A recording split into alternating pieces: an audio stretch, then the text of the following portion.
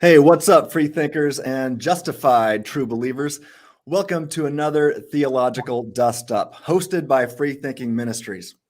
Before I go on, make sure to subscribe, smash that like button, ring the bell, and share the video to the masses. All that other stuff I'm supposed to say, at least that I've been told that a good YouTuber is supposed to say that stuff. So please subscribe and help us out there. I'm Dr. Tim Stratton, and I have a special announcement to make. Many of you might be surprised to find out, but I think that Molinism is probably true. That is to say, and as I note in the last sentence of my book entitled Human Freedom, Divine Knowledge, and Mere Molinism, quote, since Molinism is supported by scripture and it makes sense of and is supported by numerous apologetics-based arguments, it seems that Molinism is probably true. This is all to say the inference to the best explanation of all the data is Molinism, end quote.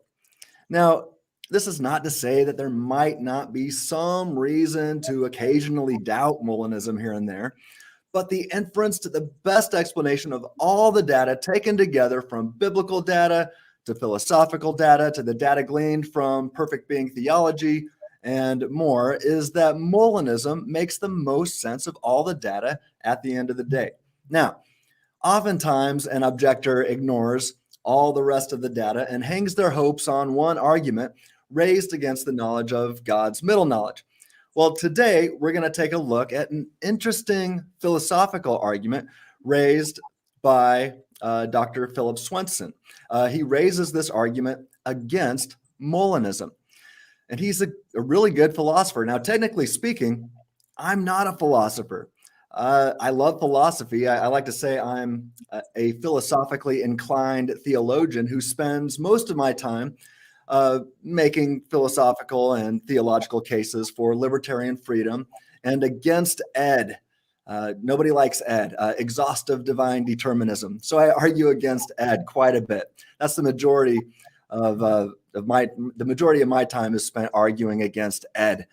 But moreover, I also offer biblical and theological reasons to affirm God's middle knowledge.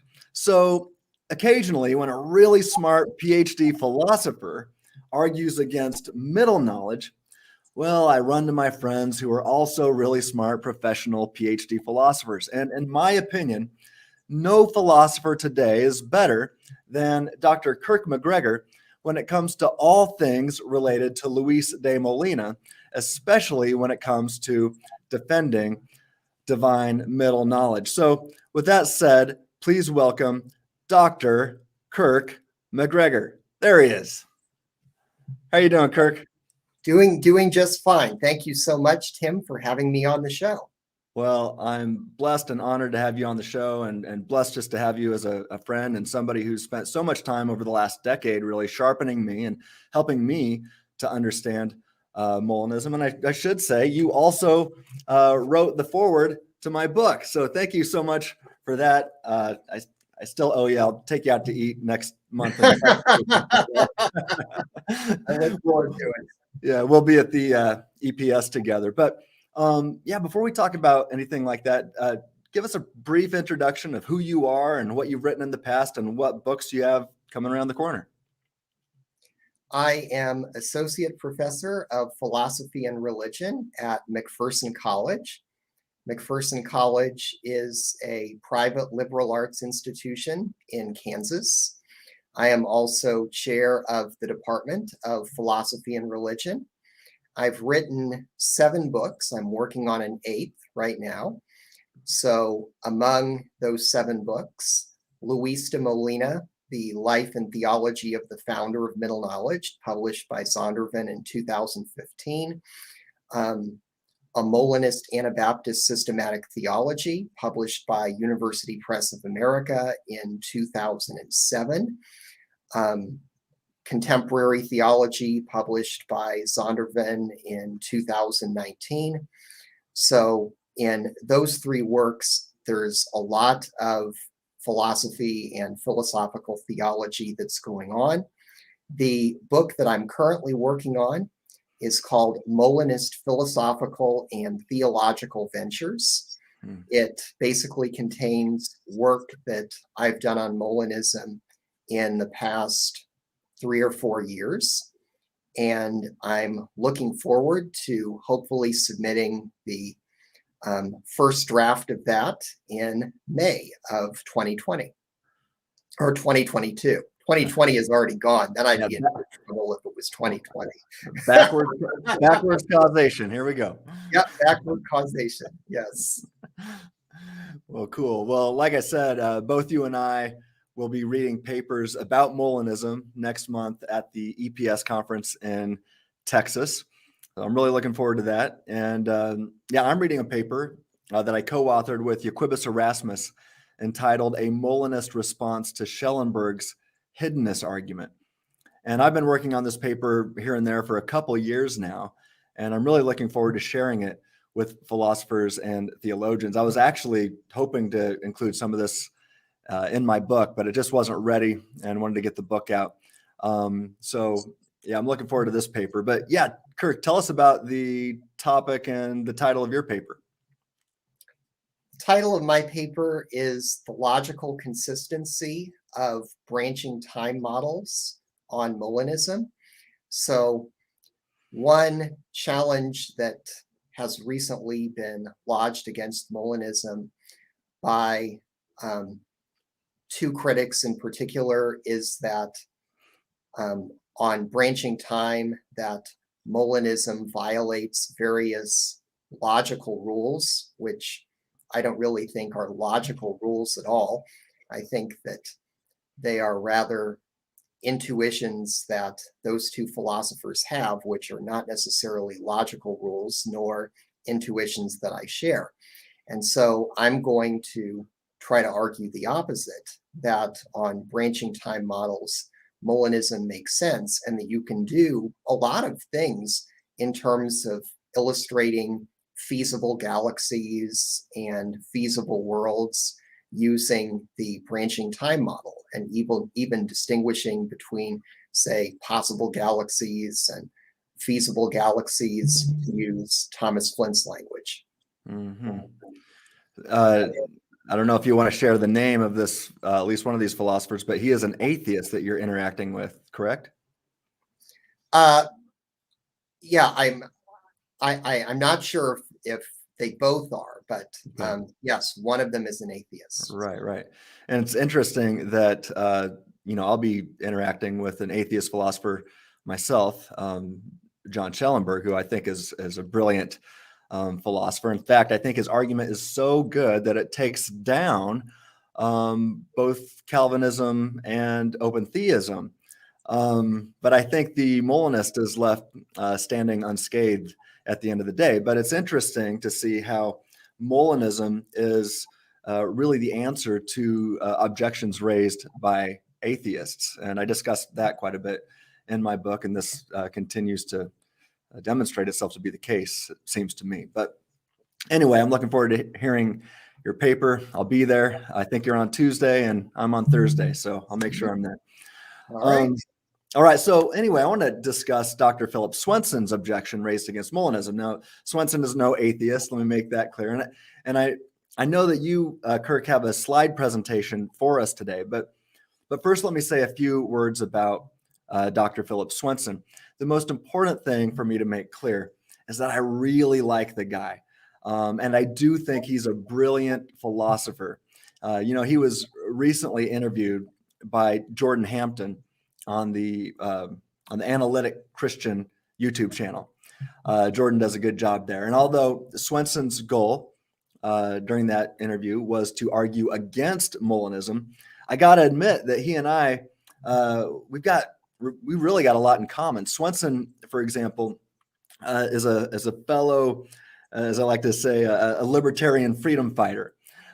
So on this vital issue, Swenson and I both agree. We stand side by side in our fight against the tyranny of Ed, right? Neither of us like Ed, that exhaustive divine determinism. So that's probably, in my opinion, the most important issue. That's what I'd spend most of my time arguing against, is this Ed view of God. Now, Swenson also wrote his dissertation defending the view that moral responsibility in a desert sense is incompatible with causal determinism. Amen to that. I argued for something quite similar in my doctoral dissertation, which provided the foundation for my book. And Swenson also agrees with the two of us, Kirk, that the grounding objection against Molinism is a horrible objection against Molinism. Now, you've had a lot to say about that. In fact, I had you on my podcast once, and I think you used the term utterly worthless to describe the grounding objection. So correct me if I'm wrong, but I think those were your words, and I like them. I think that there are at least 6 different ways to get around the grounding objection. Yeah. A lot of people pin their hopes on that. But finally, although Swenson is not a Molinist, he does seem to think that just based upon the Word of God, that Molinism is the best explanation of all the biblical data. I believe that's his view. I didn't talk to him about that during our conversation, but I think I've heard him say that. So I'll let him correct me if I'm wrong there. But I think it's vital to see if I'm right about if I'm talking about his views correctly here. That should get our attention if he thinks that Molinism is the best explanation of the biblical data. So anyway, Swenson and I have much in common, and I want to make it crystal clear to everybody watching that I view Dr. Swenson as a philosophical ally as opposed to an enemy, right? So, man, I really like the guy. We agree on the most important things. It's just we disagree on one important thing, and this is regarding what God knows. And this is where you come in, Kirk, because you're the expert in God's knowledge. You're kind of a divine epistemologist, as it were, right? And so this is why I wanted you on the show to talk about this. This is more of your field of expertise. And so this is why I wanted you here. Now, one more thing. Although Swenson argues against God's middle knowledge, I have argued that Swenson's view is extremely similar to mere Molinism. Now, the mere Molinist merely affirms 2 propositions, both one, that humans possess libertarian freedom, and 2, God possesses what would happen if knowledge with perfect certainty regarding libertarian free creatures logically prior to the divine decree and sans creation. That's also known as middle knowledge. Now, Swenson rejects and edits that second point, but seems to affirm one, that humans possess libertarian freedom. And then he would affirm 2, he edits our view, and he says God possesses what would probably happen if knowledge prior to the divine decree.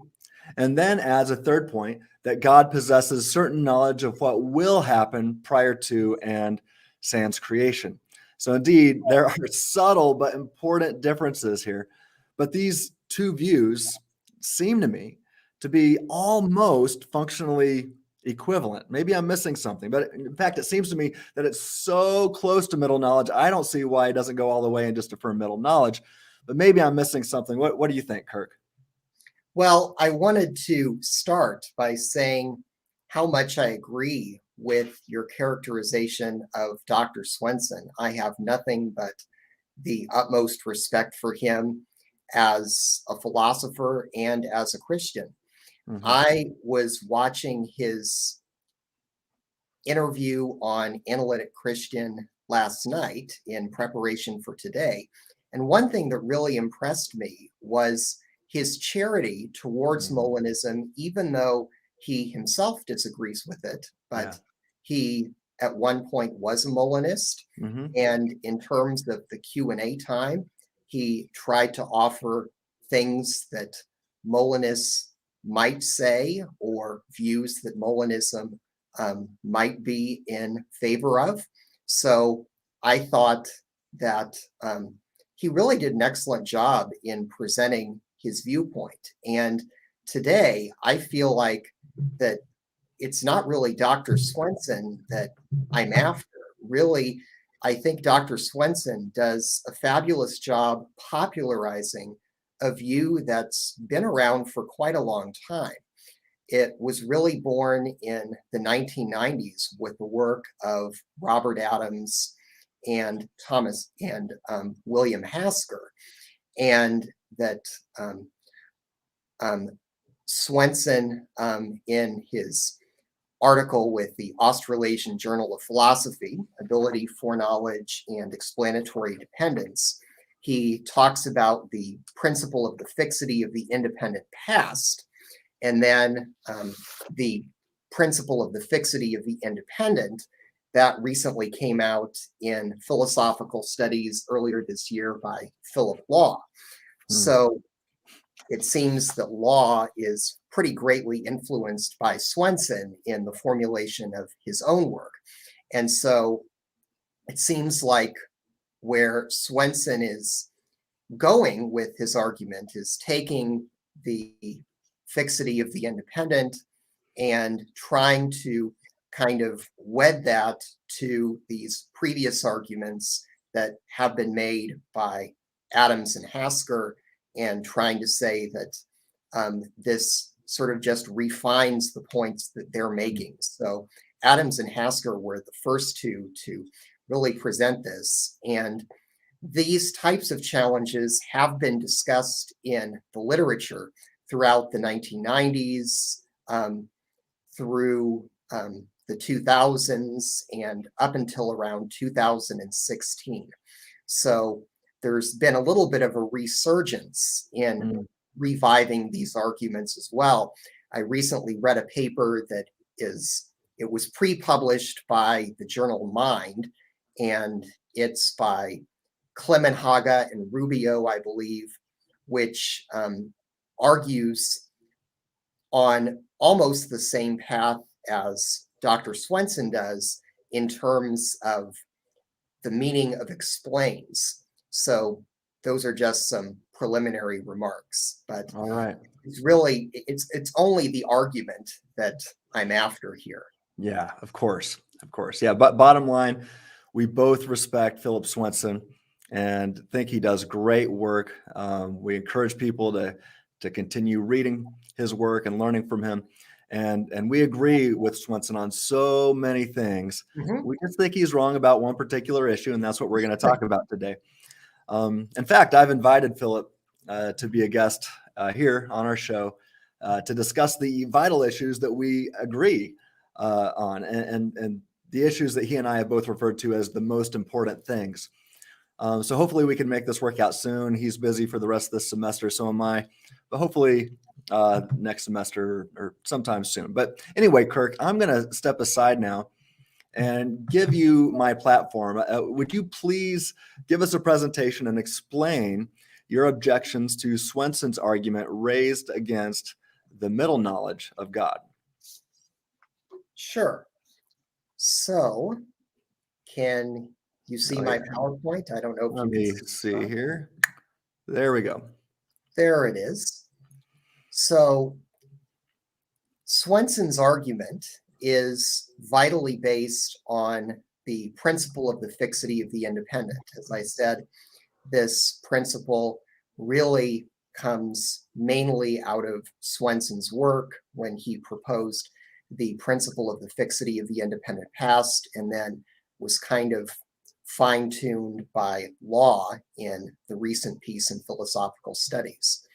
So the fixity of the independent, I think that if that principle fails, or if a Molinist, based on their assumptions, would believe that it fails, then it really isn't any threat to Molinism. And arguments that are based upon the fixity of the independent then would not go through. So what is the fixity of the independent? Just by way of review. So the principle holds in Dr. Swenson's words that, quote, an agent cannot at time t do anything incompatible with facts that are not even partially explained by A's choice at time t. Now, what's very intriguing to me in this definition is what exactly is meant by that phrase, even partially explained by. So I think that's going to be the key issue here. Whether this principle is coherent, and if so, whether it is true, depends on what is meant by even partially explained by. So what I did after first hearing Dr. Swenson's interview a few months ago was to read his paper written in 2016 that I referred to before in the Australasian Journal of Philosophy. The paper is entitled Ability, Foreknowledge, and Explanatory Dependence. I strongly encourage all of you out there in the audience to read it. In that article, Dr. Swenson indicates that this phrase, even partially explained by, means explanatorily dependent on. Now, what sense can be given to explanatorily dependent on? Well, Dr. Swenson lists logical dependence, conceptual dependence, metaphysical dependence, and natural dependence, and then defines explanatory dependence as, and I quote, the broad or generic notion that captures what all of these different cases of dependence and perhaps other types of cases have in common. So Dr. Swenson believes that there's something that logical, conceptual, metaphysical, and natural dependence have in common. And what I thought of when looking at those cases is two questions. First question is each case univocal? In other words, when we talk about logical dependence, is that a univocal category? Or can it be that what one philosopher might mean by logical dependence is different from what another philosopher might mean by logical dependence? Might they be talking about different things? So is it the case that each of these is univocal? Yeah. And then do these cases have anything in common? Cool. So let's go through the examples that he gives in that paper. So as an example of logical dependence, Dr. Swenson gives Sam is ill, or 2 + 2 = 5, because Sam is ill. Now, when I see that, the first thing that I note is that Sam is ill is a necessary and sufficient condition for Sam is ill, or 2 + 2 = 5. Now, for those of you unfamiliar with the terms, a necessary condition, to say that A is a necessary condition for B, means if not A, then not B. And to say that A is a sufficient condition for B means if A, then B. So it's pretty easy to see that it's a necessary condition. If Sam is not ill, then it is the case that both Sam is not ill and 2 + 2 is not equal to 5. And it's a sufficient condition. If Sam is ill, then Sam is ill, or 2 + 2 is equal to 5. However, logical dependence doesn't seem always to refer to necessary and sufficient conditions. There are a number of widely recognized cases in which logical dependence only means a necessary condition, but not a sufficient one. A good example would be from Molinism itself. If God has middle knowledge, this is logically dependent on God's having natural knowledge. Here, natural knowledge is a necessary but not sufficient condition for middle knowledge. In other words, if God does not have natural knowledge, if God doesn't know what could be, then God can't know what would be. So natural knowledge is necessary for middle knowledge. But it's not the case that if God has natural knowledge, then God has middle knowledge. How does that do anything to let God know what would be? And I'm sure Dr. Swenson would here agree with me that natural knowledge is not a sufficient condition for middle knowledge. So it seems that under the aegis of logical dependence, that there are different things that this phrase can refer to. It could refer to a necessary and sufficient condition. It could refer to a necessary but not sufficient condition. So I'm already beginning to get a little bit hesitant about this use of logical dependence. And then when you even add more things to it, it seems that it really muddies the waters here. So logical dependence itself is not a univocal category, it seems to me. Second, as an example of conceptual dependence, Dr. Swenson gives the vase is colored because it is red. Now, notice that the vase is red is a sufficient but not necessary condition for the vase is colored. And that's quite different from what we saw in case number 1. In other words, it's not a necessary condition, because if the vase is not red, that doesn't mean that the vase is not colored. But if the vase is red, then the vase is colored. Yeah. Third, as an example of metaphysical dependence, Dr. Swenson gives the set Socrates that singleton exists because Socrates does.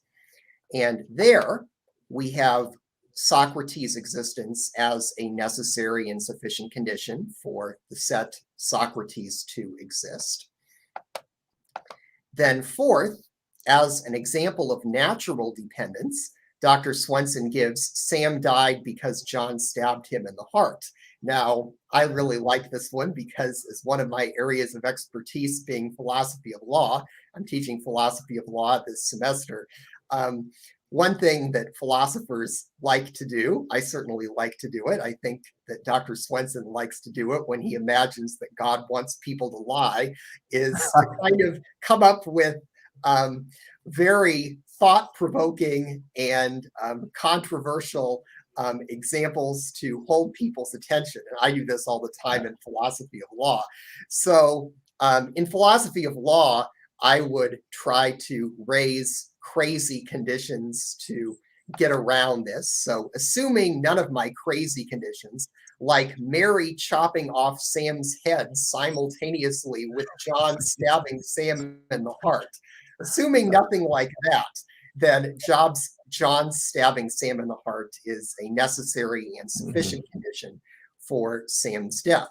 So all things being equal, if John had not stabbed Sam in the heart, then Sam would still be alive.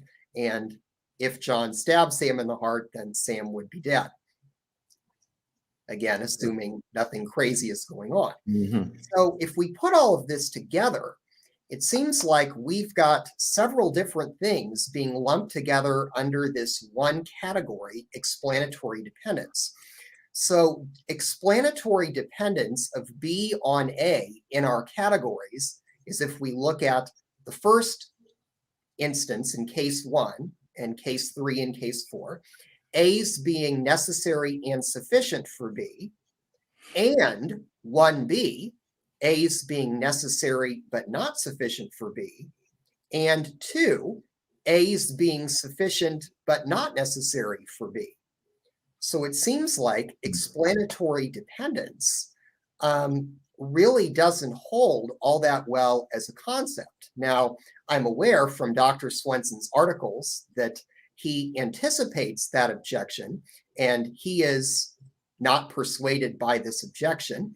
So we kind of have to agree to disagree on that, but I think these cases have nothing in common, and therefore explanatory dependence is equivocal. Now, if I'm right that explanatory dependence is equivocal, because explanatorily dependent on is the same as even partially explained by, then this latter phrase would also be equivocal. Hence, the principle seems to me incoherent. It seems like that you need to have a univocal sense of explanatory dependence to help things proceed. And I do think that there are notions of explanatory dependence which would make the arguments, I really appreciate Dr. Swenson's work against the incompatibility argument. The incompatibility argument says that divine foreknowledge is incompatible with human freedom.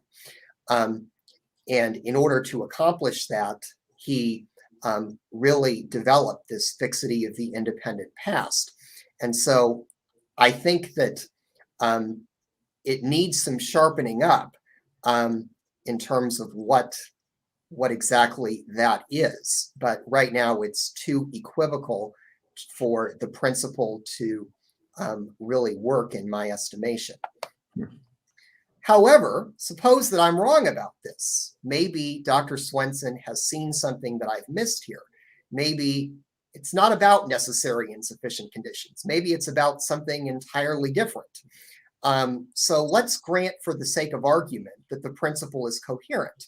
Is it then true or false? Well, here it will depend. To see if it would be true or false, we need to ask what other cases Dr. Swenson might include or reject under the perhaps other types of cases clause in his definition of explanatory dependence.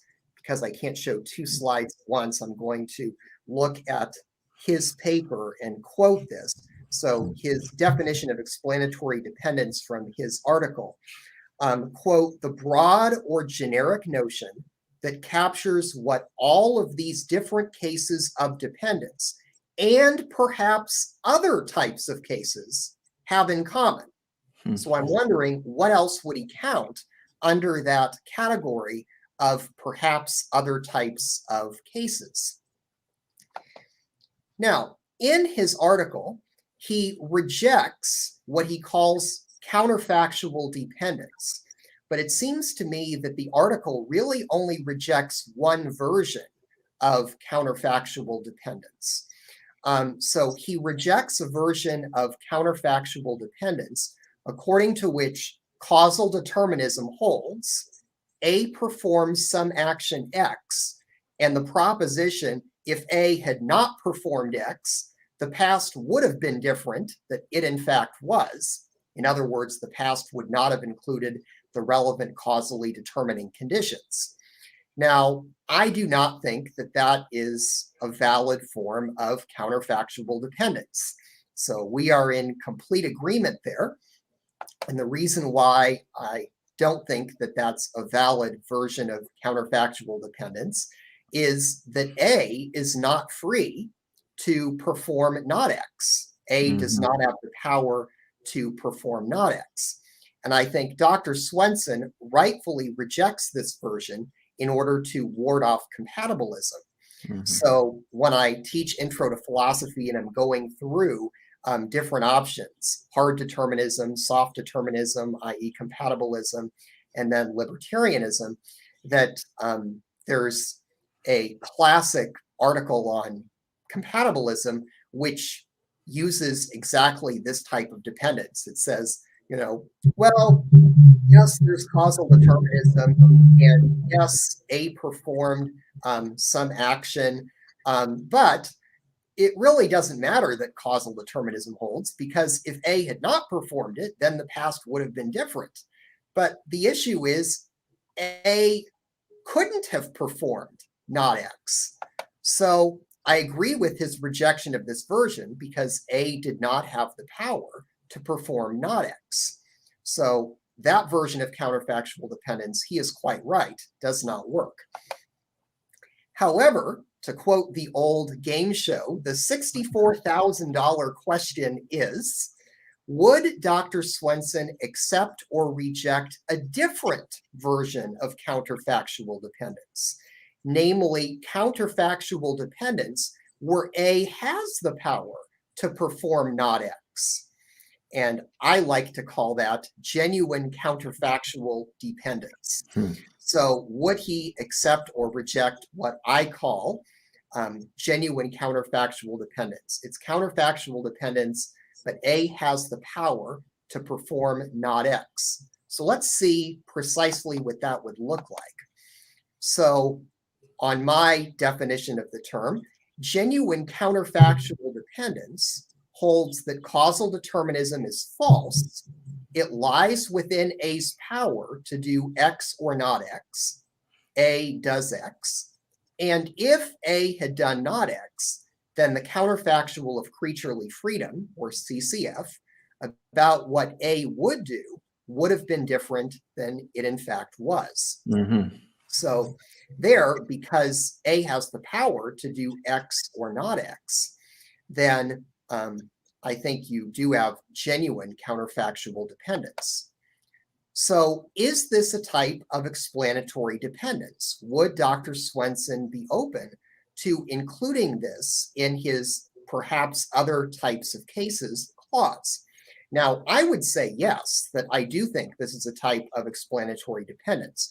I strongly suspect, based on other comments made in his paper in the Australasian Journal of Philosophy, that Dr. Swenson would say no, that this seems to violate various intuitions that Dr. Swenson has, and I think we might agree to disagree on whether or not those intuitions are in fact correct.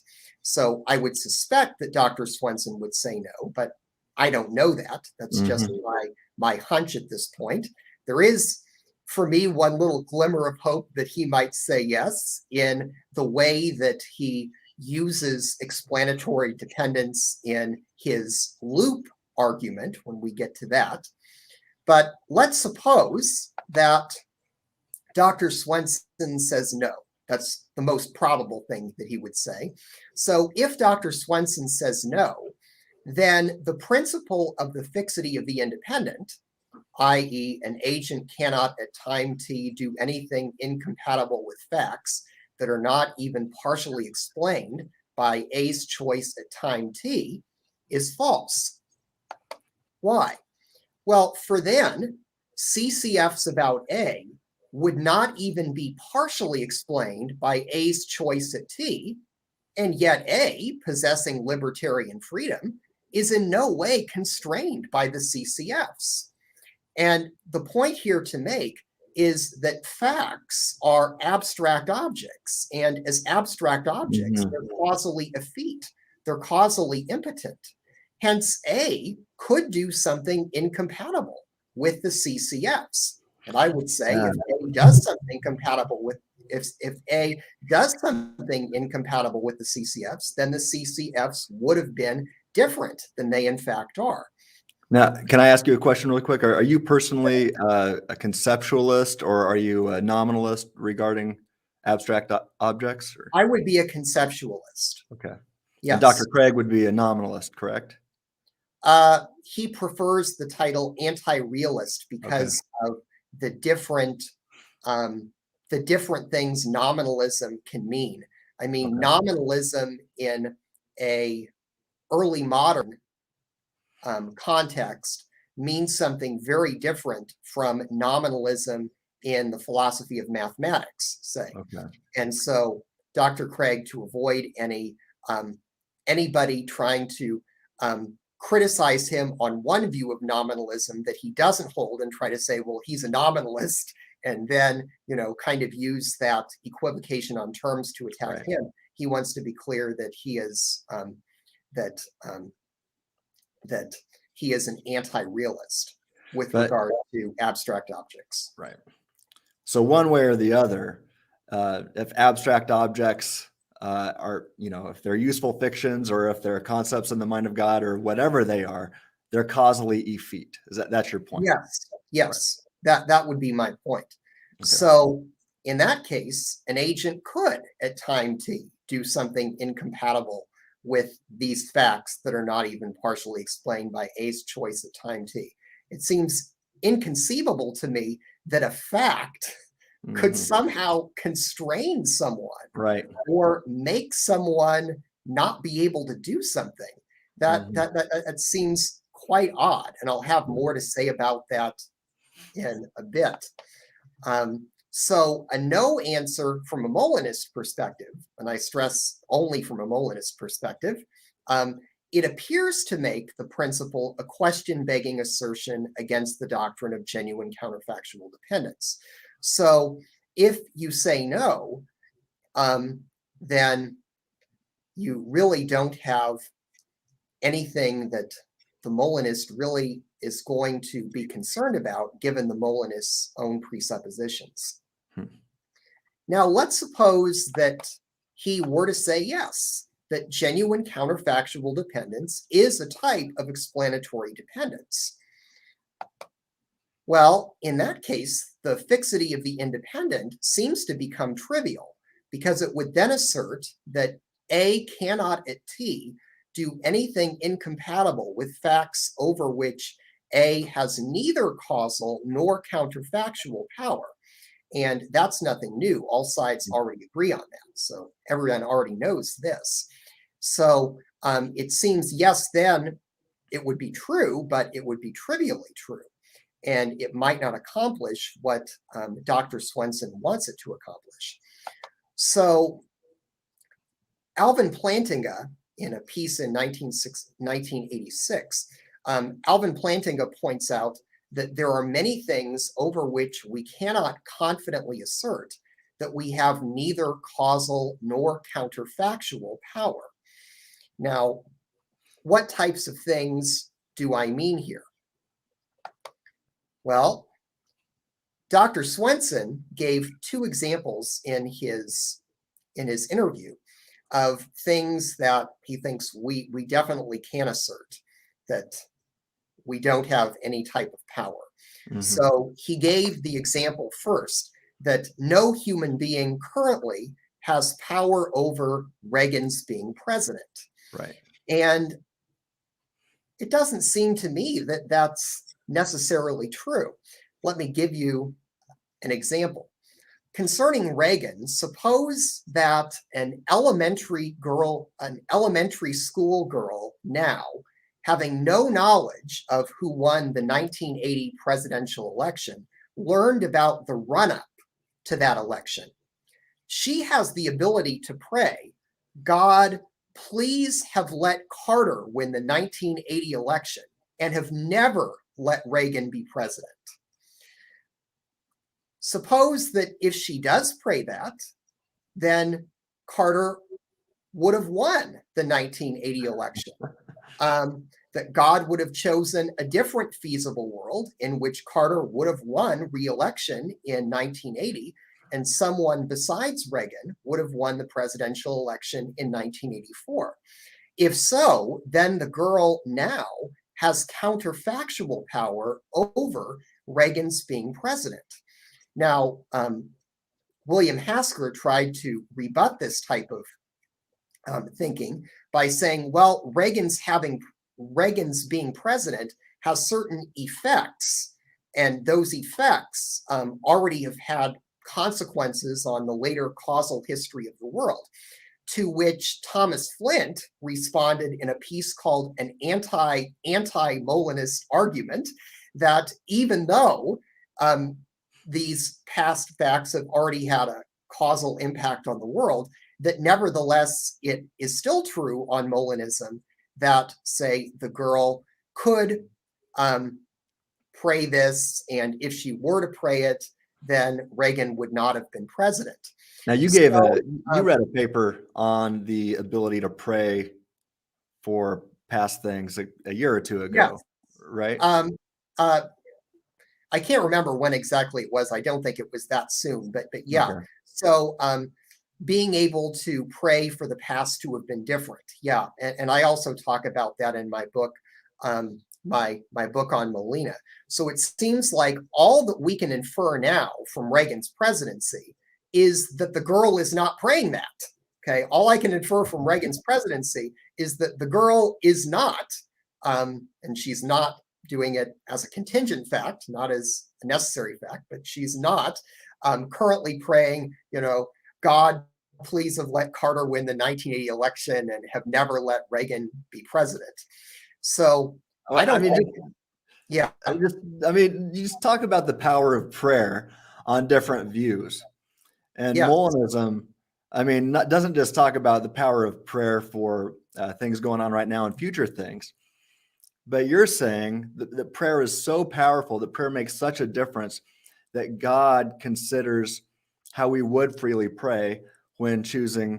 Catch that out a little bit more for me. Yeah, that's exactly right. So I'll give another example, and this is a true example. Suppose I'm sitting at home waiting for my wife and my son to get home from the store. Suppose 5 minutes ago I heard the sound of cars crashing, and now I hear the sound of the ambulance. And I pray, God, please let that accident not be my wife and son. Now, God, knowing that I would pray that, chooses a world in which my wife and son were not in that accident. However, maybe if I were not to have prayed that, then God would have chosen a world where my wife and son were in that accident. And if that's the case, by my prayer, I thus have counterfactual power over my wife and son being in the accident. Wow. That's mind-blowing. I just got to say, when I was a Calvinist, I actually stopped praying. Because I realized, I was like, well, God's already chosen what he's going to do anyway, especially when I was praying for my non-Christian friends. I realized, well, God already has decided if they're elect or not. So my prayers are absolutely meaningless and they don't do anything. And so I actually stopped praying as a Calvinist. This was, probably 15 years ago. And I wasn't praying much anyway. And I mean, but what you're offering here is you're showing just how powerful prayer actually is. And scripture seems to make it clear that our prayers make a difference. You're showing, yes, if Molinism is true, our prayers are very powerful. Our prayers actually make a difference. So I think that's another plus for Molinism right there. Yeah, I completely agree. I'm a huge believer in the power of prayer. And then Dr. Swenson's second example, he says that no human being currently has power over the sun's rising tomorrow. Well, I'm not sure about that. Suppose that I now pray, and I'm not going to pray this, by the way. I'm not going to pray it. But suppose that I now pray, Jesus, please return to earth tonight and make the second coming happen. All right? Suppose that I now pray that. And suppose that Jesus, knowing that I would pray this, or we should more appropriately say, like the Logos, the pre-incarnate Christ, the pre-incarnate Christ, knowing that I would pray this, decides to create a world where the second coming happens tonight and the sun does not rise tomorrow. Suppose that had I not prayed, the sun would rise tomorrow. In that case, I have indirect counterfactual power over the sun's rising tomorrow. So if the sun rises tomorrow, we can infer that either I didn't pray that, or that my praying that had no impact on which world God chose. So, the fixity of the independent would only assure us that we lack no power over indisputably hard facts, such as God's existence. But there's a lot of dispute, as Plantinga points out, about what's a hard fact and what's a soft fact. So since we already know that things like God's existence, that you can pray your little heart out, but God doesn't exist, it's not going to do any good. You can pray all you want for 2 + 2 to not equal 4. Yes. Right. So those are things that we know already. So I'm not sure that the principle has utility with regard to things like the 2 examples that he asserts. Yeah. So we can't pray against necessary truths or things that exist necessarily, like God. Correct. Yeah, right. Yes. So from a Molinist perspective, in other words, given Molinist assumptions, it seems like the fixity of the independent is either incoherent because it, when it talks about is even partially explained by, that can mean a wide number of things which are disparate to each other, that it's false, that one might say it's a question begging assertion against genuine counterfactual power, or that it's trivially true. It tells us things that we already know. So I don't think it should pose any threat to Molinism. Okay. Now, at this point, Swenson gives what he calls the dilemma for Molinism. And I think that I can defeat this dilemma. We'll see whether or not it actually is successful, but I tend to think that I can. So Dr. Swenson poses this dilemma. Are the CCFs involving our actual choices explained by our choices or not? All right. So he thinks that you get in trouble either way. And I don't think you get in trouble either way, but he thinks that you do. So that's the dilemma. Are the counterfactuals of creaturely freedom involving our actual choices explained by our choices or not? So Dr. Swenson says, suppose I actually tell a lie in circumstance C. Good philosopher posing these types of controversial examples. Yeah. God knew fact L. All right. So Dr. Swenson explains that L is logically equivalent to Philip would freely lie in C. Okay. So Dr. Swenson asks, the question is L explained by my choice to lie? And we need to remember at this point my allegation that explained by is equivocal. And if that is correct, if that charge is right, then I think it's a false dilemma. But let's kind of leave that aside for now and try to illustrate by taking each horn of the dilemma and see if it would indeed be problematic for Molinism.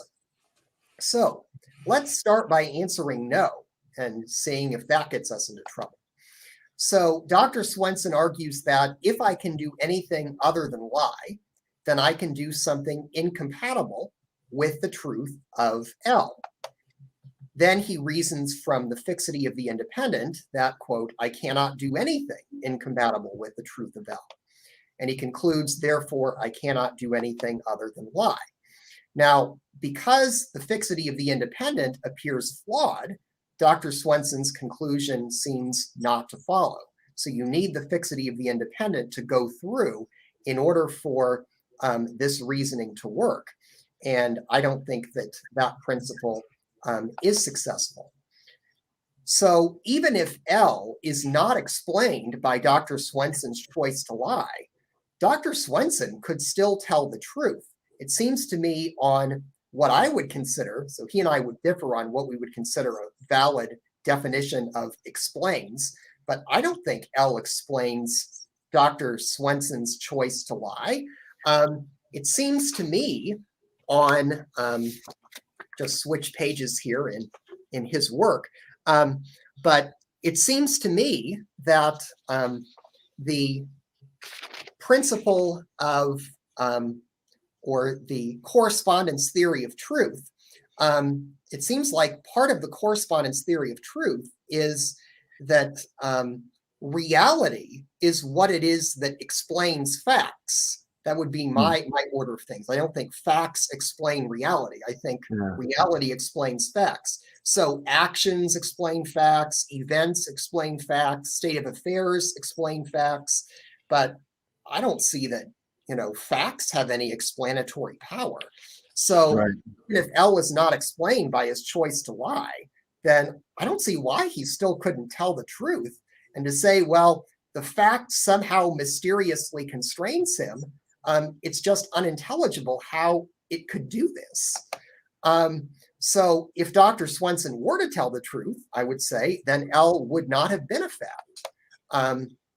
So it seems to me that here, Dr. Swenson's reasoning is essentially an argument that unless the B theory of time, namely eternalism, is true, then fatalism is true. Well, I just have to interrupt you here. Swenson actually told me that he is a B theorist. So that might have some... So in his paper, he explicitly states that he endorses an eternalist view of time. And it seems that one reason he does this is to prevent fatalism. It seems like even if he holds to foreknowledge, and Dr. Swenson, I appreciate, holds to God's foreknowledge. If he were to hold to foreknowledge on the A theory, I think on his view, if you take this type of argument that he uses for horn number one, then that would somehow that we would be determined by what God foreknew. And it seems like that one reason why he is an eternalist is precisely to avoid that problem. So if you are an atheist and you reject fatalism, then I think that you should also reject or not feel very pressured to accept, at least, Dr. Swenson's reasoning here. So there are plenty of atheists out there who don't think fatalism is true. And if you are one such person, then Dr. Swenson's reasoning, I don't think will seem all that persuasive. Yeah. So what about horn number two? Suppose we answer yes, okay? Suppose we say, yes, Dr. Swenson's choice to lie explains L. Well, Dr. Swenson supposes that God puts him in C because God knows L and God wants him to lie. Yeah, that's crazy. So again, I can't help but laugh reading that. But let's in order not to make that an issue, let's give him the benefit of the doubt and say, let's imagine that C is one of those rare instances where the moral thing to do is actually to lie. So you're in Nazi Germany and you're harboring Jews in your attic, and the Gestapo knocks on your door and they say, are you harboring Jews? And the only way you can save their lives is to say no. If you don't reply, they'll know you're harboring them. If you say yes, then they'll definitely know you're harboring them. Right. So lying is the ethical thing to do. So let's assume that we're in that type of condition. But I had to put an exclamation mark there because I got a kick out of that one. Yeah.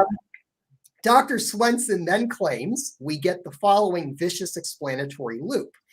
We get L explains, those arrows, he says they mean explains. So L explains God knows L. God knows L explains God puts me in C. God puts me in C explains I choose to lie in C. And I choose to lie in C explains L, which puts us right back where we started. Now, one thing that's interesting about this explanatory loop is that this is not something that was actually endorsed by either Adams or Hasker. It was first put forward, so far as I know, by the Molinist Thomas Flint in his book Divine Providence, where he was saying, even though Adams and Hasker don't actually make this type of argument, if we're being really charitable to Adams and Hasker, then we could interpret Adams and Hasker's argument in this way. We could recast it in this way. And so he actually gives the explanatory loop, and he does this really for the purposes of refutation. So apparently Dr. Swenson took something that a Molinist used for the purposes of refutation and thought the refutation wasn't any good, and that the loop actually holds. But I tend to agree with Flint's refutation of the loop. So I'm not saying anything new here. This comes straight from Flint. So as Thomas Flint points out, the only way the loop works is if each arrow standing for explains, or at least partially explains, means the same thing. It can't mean different things different times. And if the resulting relation is transitive. Now, transitive, think about in mathematics where you say A is less than B and B is less than C, from which it would follow that A is less than C. You've got to have those conditions met, that the arrows have to mean the same thing and the resulting relation must be transitive. And as he points out, neither of those factors is met. So the first arrow, which I've made red, it denotes noetic priority. In other words, that L's got to be there prior to God knowing about it. So L's being there is a necessary condition for God's knowing about it. If L weren't there, God wouldn't know about it. So in this case, it's Dr. Swenson would freely choose to lie. Is that what the L is in this instance? Yeah, the L is that that Dr. Swenson lies in circumstances C. Yeah. Now that would be the full fact would be that Swenson freely chooses to lie in circumstance C. Right, because Swenson would freely choose. Right. Yeah. That he freely lies in circumstance C. But it's a would. It's a what would happen if fact about a free creature. Am I right about that? Say that again. It's a what would happen if fact about Philip Swenson. Yeah, it's a counterfactual of creaturely freedom. Okay. Yeah. Right. So Okay. L is a counterfactual of creaturely freedom, and the red arrow denotes noetic priority. And noetic priority is a necessary condition. If L isn't true, then God doesn't know L. But it's not a sufficient condition. It's not that L can like bring God's existence to pass. L doesn't have the power to do that. And it's not the case that that L somehow is responsible for God's knowing L. So that's a necessary but not sufficient condition. The next arrow, the yellow arrow, denotes a partial reason for, and that is neither a necessary nor a sufficient condition. In other words, God's knowing L it's not necessary for God putting him in C. It's not sufficient for God putting him in C. So let me illustrate. God knows L. Suppose that God did not know L, or that God knew not L, however you want to say it.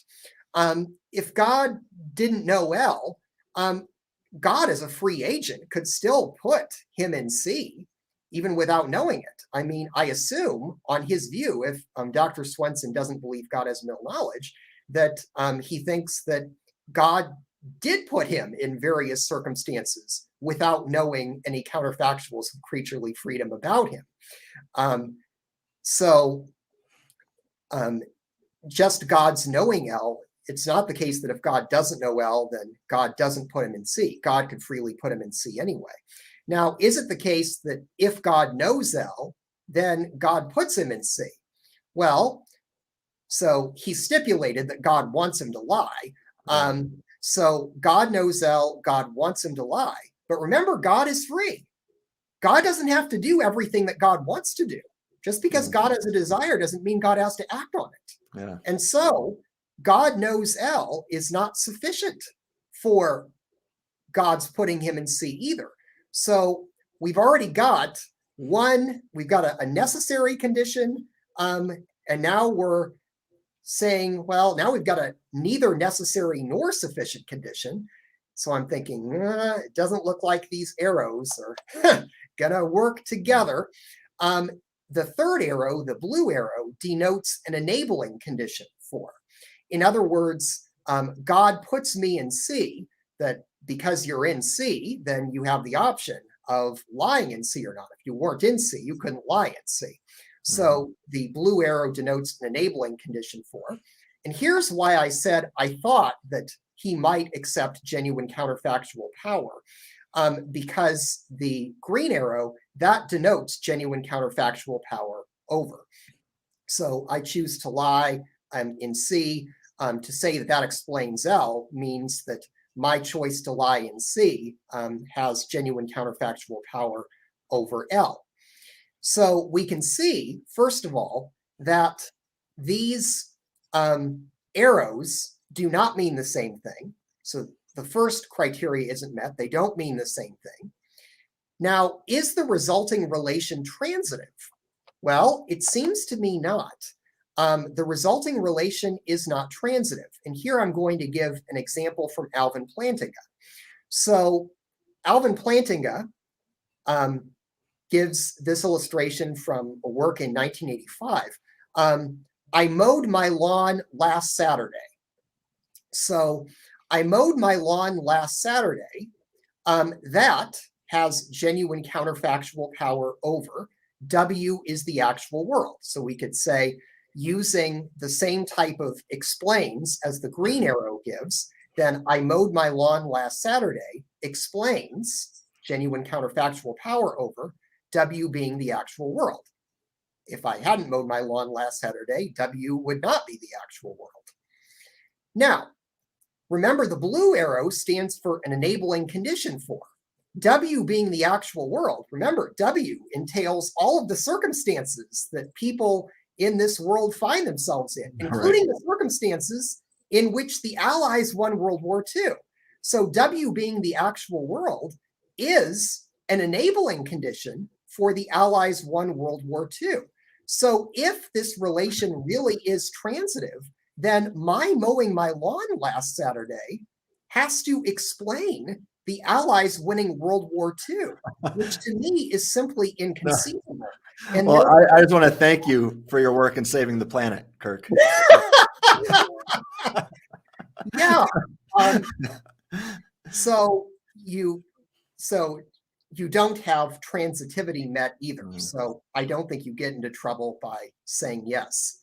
Okay. Now, Dr. Swenson, it was interesting in his interview, he is aware of Flint's reasoning, and he seems to be nonplussed by that reasoning. But he says, well, suppose that Flint, is right. Suppose that the Molinist can somehow get out of the explanatory loop. Then he offers a second argument. And here it gets really interesting. Dr. Swenson imagines that IG, he calls IG, God intends to make sure that whoever is in circumstance C tells a lie. Now, again, unless C is the type of circumstance that I described before, that's kind of shocking, but let that be. So God intends to make sure that whoever is in C tells a lie. Dr. Swenson states that if God has IG, then God would only put me in C if I would freely tell a lie. But then Dr. Swenson supposes that God's having IG is not explained by facts about what I would freely do in C.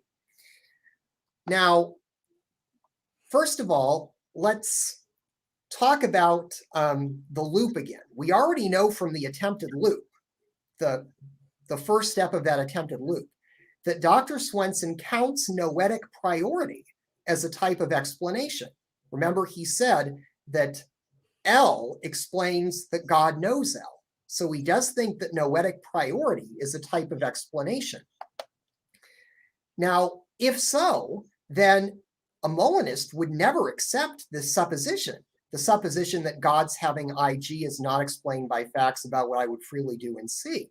So if noetic priority is a type of explanation, then his supposition is false. Since on Molinism, God's middle knowledge, in other words, God's pre-volitional knowledge of CCFs, informs God's intentions.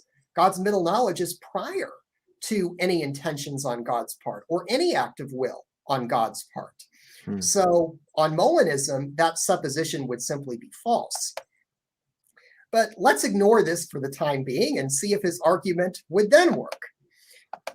So Dr. Swenson argues, if I can do anything other than lie, then I can do something incompatible with God's having IG. 2, but I cannot do anything incompatible with God's having IG. 3, therefore, I cannot do anything other than lie. However, 1 seems false. Suppose Dr. Swenson tells the truth, okay?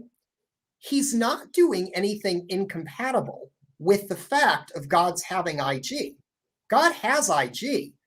Dr. Swenson is simply frustrating the intention, IG itself.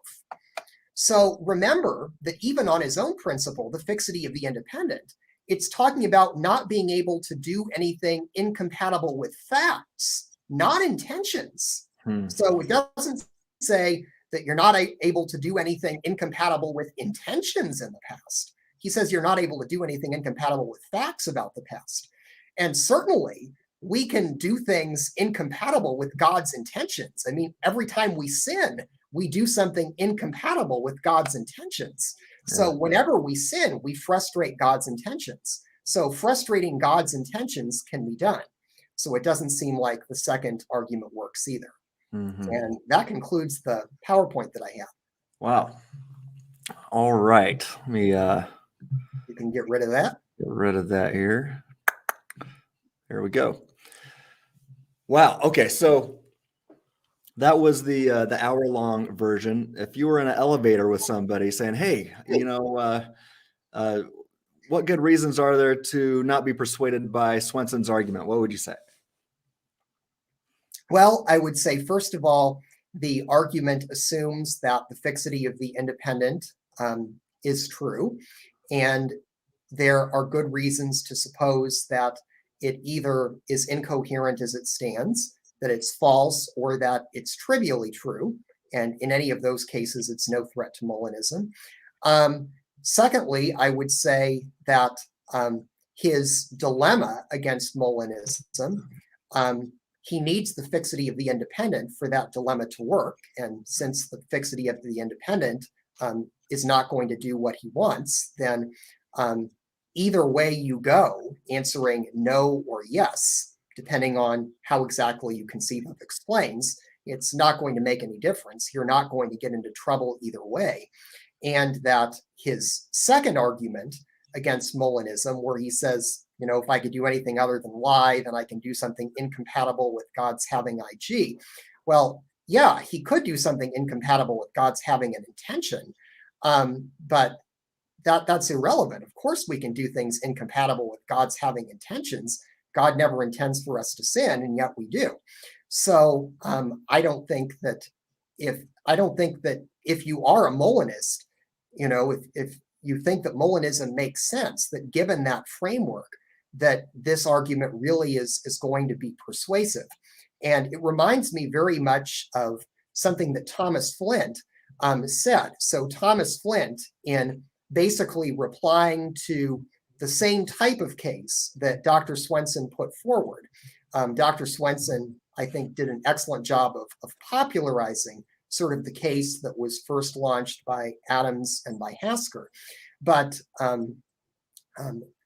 Flint says that he thinks that no attempt at resurrecting their case is going to be successful or really has any hope of succeeding because of the various flaws that he pointed out. And I would agree with that. So Clemenhaga and Rubio, they try a version where instead they understand explanatory, they understand explanatory priority as being influenced by, and that's going to run into many of the same problems that I pointed out today. So I really do agree with Flint that attempts to resurrect Adams and Hasker based on tweaking this or tweaking that are doomed to failure. Excellent. Now, there's probably a little bit of some middle knowledge sovereignty going on here, because you're actually working on this new book, supposed to come out this year, right? Or next year? No, not this year. I mean, the first draft is due in May of 2022. Got it. So, got it. Who knows how long it's going to be after that. All right. But, yeah. But what you're currently working on right now was related to this objection. Yeah, so I'm writing the chapters out of order, but I'm writing chapter 4 right now called Critiquing Explanatory Priority Arguments Against Molinism. So really, this is a kind of explanatory priority argument, even though he uses the language explanatory dependence. It really, it's the same, it's basically the same idea. And so, I wanted to make sure to record this show while I was working on that chapter so that I wouldn't have to go back and review a whole bunch of stuff when, say, I was working on the chapter on Molinism, apologetics, and music. Right. I was working on that chapter. It's like, okay, now let's completely shift gears from one set of literature to another. Yeah, yeah, yeah. This is amazing. I've heard you talk about Molinism and music in the past, and I can't wait to actually be able to read this in your book. Yeah, would you mind sharing just a little bit more about the topics of each of these chapters, because they're just mind blowing? Well, that means this entails that I have the ability to pull up my table of contents here from this screen, and I'm not very confident in my don't worry about that. But just to give you some indication, the first two chapters, I've got two chapters on Molinism and the Bible. Why I think that, contrary to the assertion of Calvinists, that Molinism is basically a philosophical system superimposed onto the Bible, that I think that Molinism is the best explanation of the biblical evidence. So by virtue of inference to the best explanation, that Molinism would follow there. Chapter 3 is a new argument based on divine intuition that I've been working on against the grounding objection. So I talk about divine intuition and the grounding objection. Chapter 4, critiquing explanatory priority arguments against Molinism. Chapter 5 is, chapter 5 is dealing with, that's going to be, depending on how my paper goes at EPS, that'll determine what revisions I want to make, but it's going to be based on that paper, the logical consistency of branching time models. Chapter 6 is going to be a Molinist interpretation of proposed open theist proof text. So I love this. I've got to say, I've heard you talk about this a little bit. You've explained a little bit more to me, and I can't wait for people to have access to that chapter. Yeah, so I've really redone a lot in that chapter based on feedback from reviewers, and I think it's a lot stronger now than it was when I even presented it.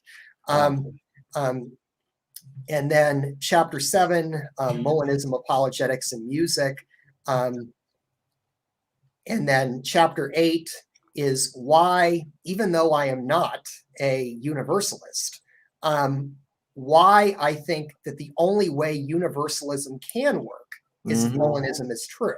Amen to that. So, and then probably a short chapter to be a conclusion. So that's the game plan of the book. I can't believe I remembered that without the table of contents here before me, but that's the plan of the book.